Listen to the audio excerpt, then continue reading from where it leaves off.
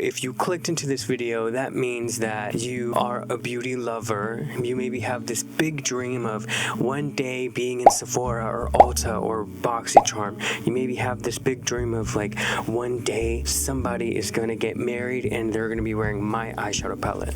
Or someday, this group of people are going to love the things that I create. Or maybe you're looking for money, you're just interested in just the money. Whatever it is for you, you probably have that dream and that's why you're here. Been doing this for now 5 years, and there's so many things that I've been learning the hard way because I didn't know them. That's why I'm learning, right? Right.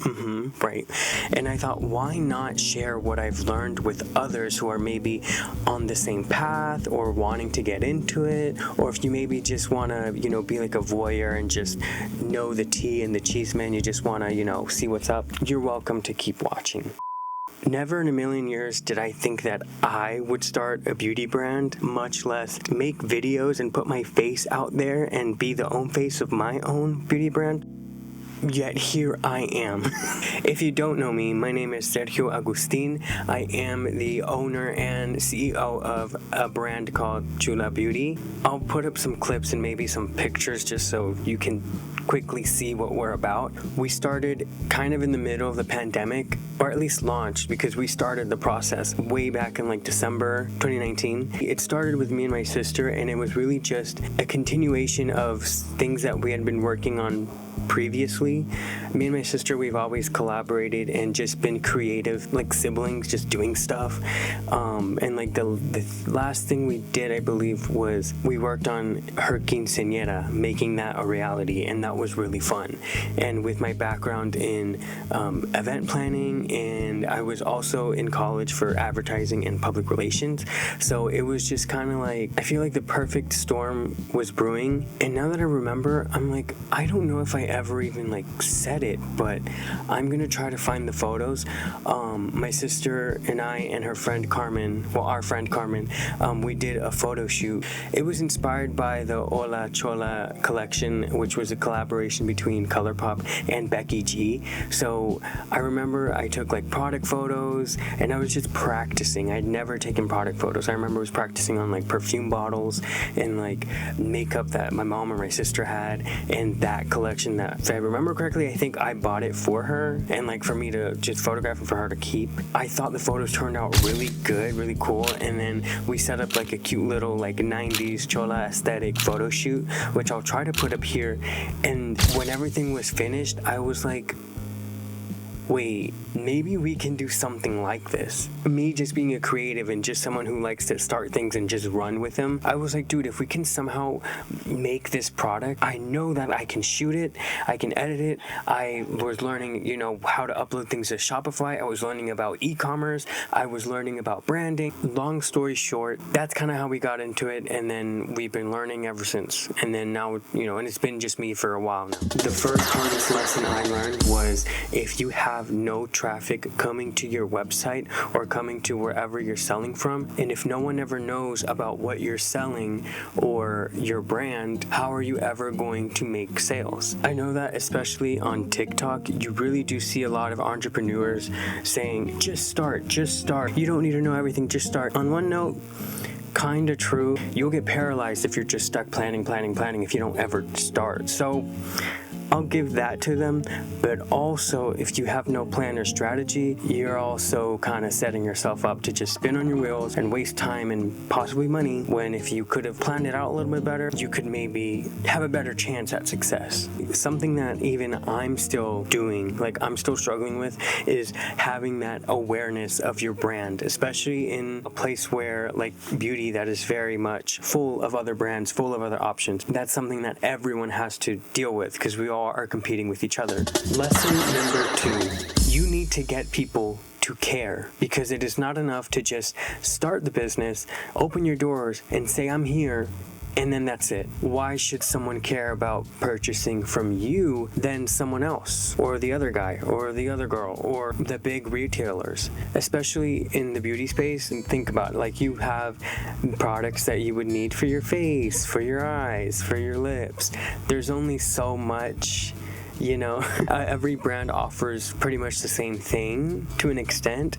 Yes, there are differences in quality and the access they have to different things like finances or innovations. So, you know, there's a lot of nuance to it, but at the end of the day, we're all kind of still doing the same thing. We're manufacturing a product that will hopefully change you or help you transform yourself into whatever you may need help with. I feel like for me personally, that it has also been something I really had been struggling with, in the sense of, okay, well, why should anyone choose my brand over the other one? What is it that is special about mine? What do I offer? What is my unique selling point? In that point, you have to reiterate again, and again, and again, and that's just going to help you differentiate yourself from everyone else. I've just taken a step back and really have been reevaluating everything and restructuring and just figuring out what I even want to do, what even makes sense, what can I do differently in the market. Definitely finding out what your promise is, your brand promise and your product promise is to people. I feel like that's very important, that you really need to figure out before doing anything else. Lesson number 3. No matter whether you're starting a beauty brand or just honestly, this pertains to if you're starting anything from scratch yourself, do not expect your friends or family to support you or even understand what you're trying to do, because they will not get it and you will not get that support, and you will just bang your head against the wall asking why. You'll quickly learn that that's not worth it.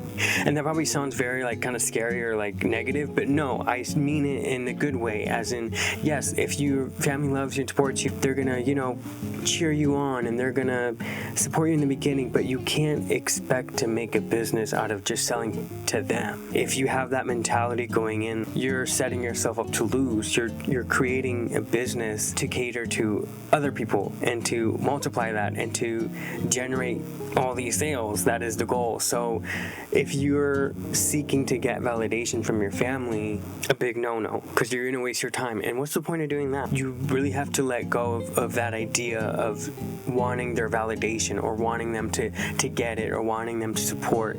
And you really just need to let that go, because you'll see that oftentimes whatever you're doing, whatever career path you're doing, or a beauty business or whatever you're doing, it's not going to resonate with every single body, so you really can't hold it against anyone. What I've learned is that whenever you choose to just go for a dream that not everyone is going to get, that not everyone is doing, you're going to immediately see that strangers who have never met you, who are maybe seeing you for the first time, seeing your work or seeing your product, the right people, they're going to see it and they're going to get it. They're going to show up. They're going to show the support. They're going to show love. Those are your people. You need to let go of that attachment to wanting to be validated by them, because it's not going to happen and it's not a bad thing. That's just reality. If you're looking for validation from other people, especially people or loved ones, you need to know that that's never going to happen, and you need to let it go, and that's going to help you move forward and reach your goals. Lesson number 4 is that this path is very lonely. You're on your own, and that first realization is kind of scary, but once you accept that, then you'll realize that you don't have to be on your little island. You can venture off and connect with other people. You can ask for help.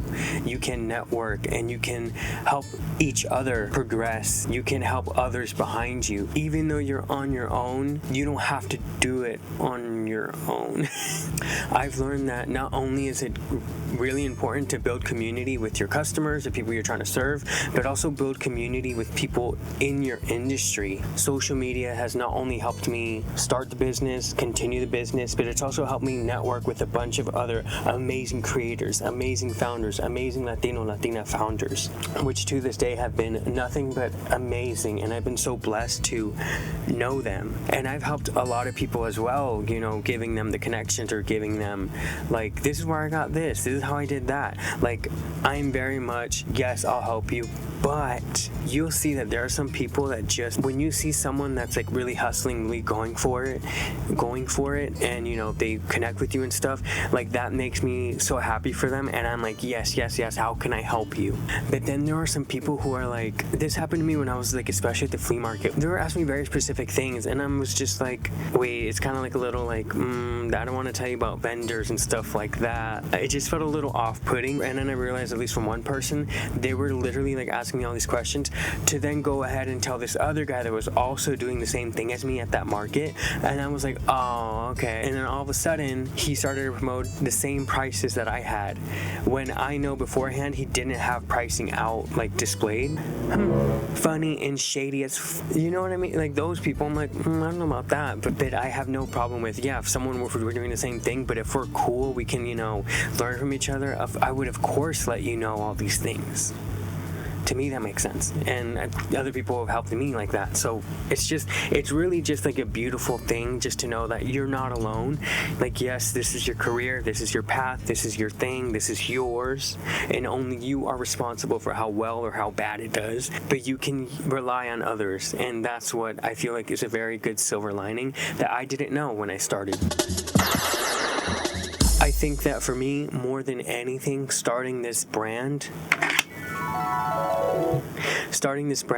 really taught me a lot about finding myself, rediscovering what I really want out of life. So many different blessings have came out of this journey so far. I know that at the end of the day, like, I'm exactly where I'm supposed to be, and I'm going exactly where I need to be going.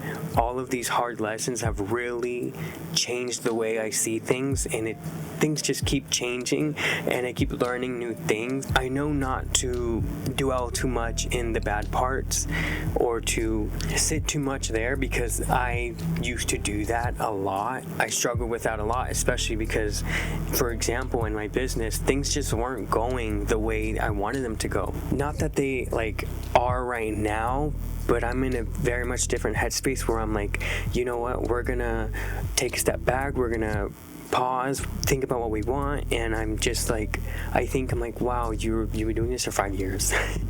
And this is me comparing myself to other people, which is like, do not do that.